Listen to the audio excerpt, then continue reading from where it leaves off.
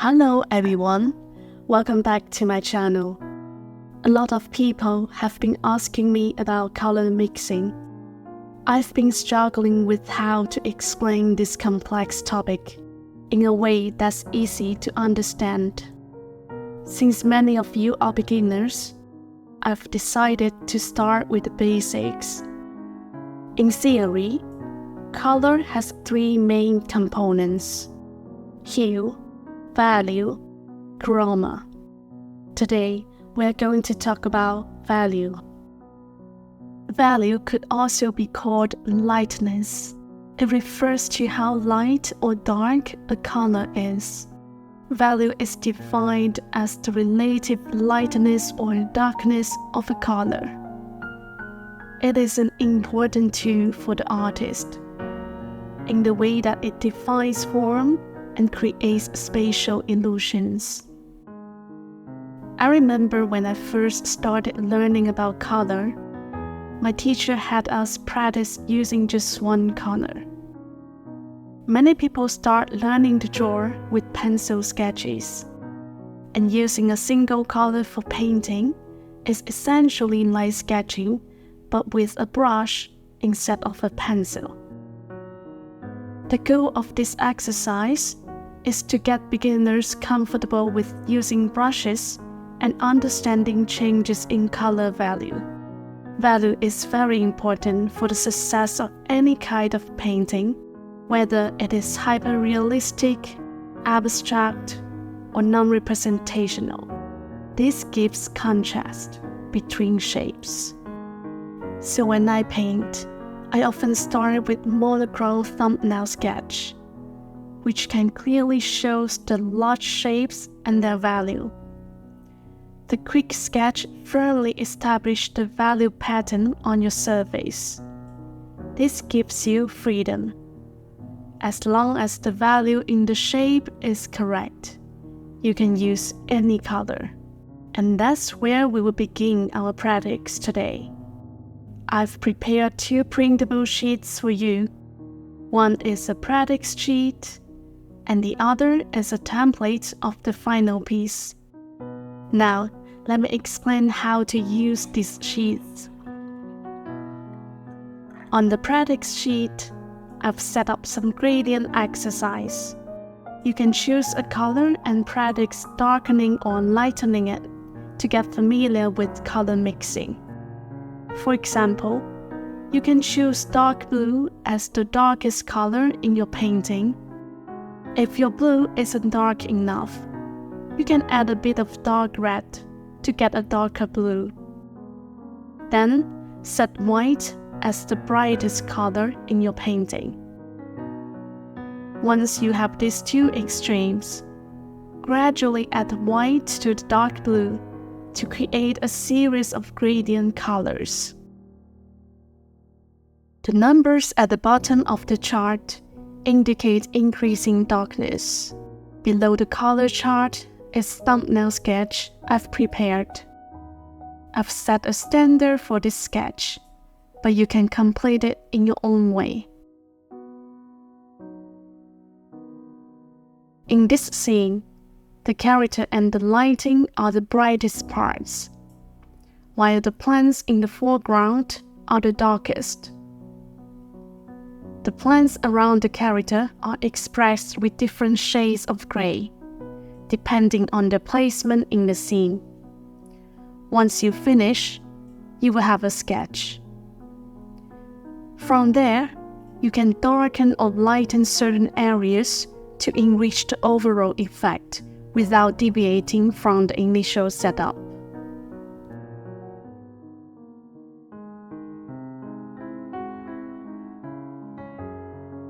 Let's get started on the full painting. Today, I'll be using MEEDEN gouache paints to complete this piece. The inspiration for this painting comes from Pride and Prejudice. I'm imagining Elizabeth reading a letter by the pond in the garden under the moonlight. I've added some whimsical elements, like fairies fluttering around. When I use a large brush to apply the first layer of color, I'm setting the value range for the painting, just like we did in the thumbnail. Next, for the details, I will start with the main character. I've decided that the character will be the brightest part of the painting. We can add some depth by darkening certain areas, but avoid putting the darkest color in the brightest parts, as it will disrupt the overall balance, unless you are aiming for a very high contrast look. Following the thumbnail, apply the corresponding colors to each part of the painting. Branches near the light will be lighter, so use brighter colors to create a sense of space. I understand that beginners often feel frustrated when painting. That's why I'm providing these free templates. I hope they can help you overcome some obstacles, enjoy the process, and complete a piece that boosts your satisfaction and confidence. This way, you will have the courage to start your next painting. If you enjoy my artwork and the way I work, consider becoming a channel member or buying me a coffee to support my creations. As a token of my gratitude, your name will be proudly mentioned at the end of my videos.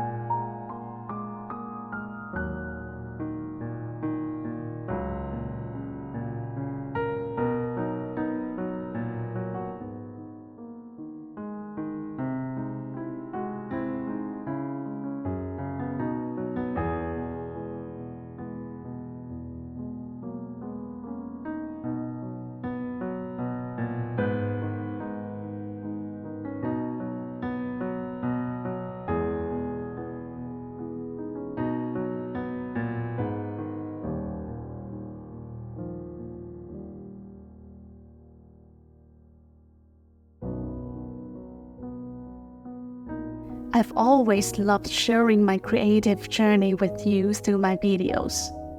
And now you can bring a piece of that journey into your own home. My art prints in various materials and sizes are now available, and you can visit my INPRNT shop to explore and find your favorite pieces. After adding the final details, that's it for today's piece. I hope you enjoy it. If you do, you can find it in my INPRNT shop. Feel free to take it home. If you have any comments or suggestions, feel free to leave them below the video. Thank you for watching. Until next time.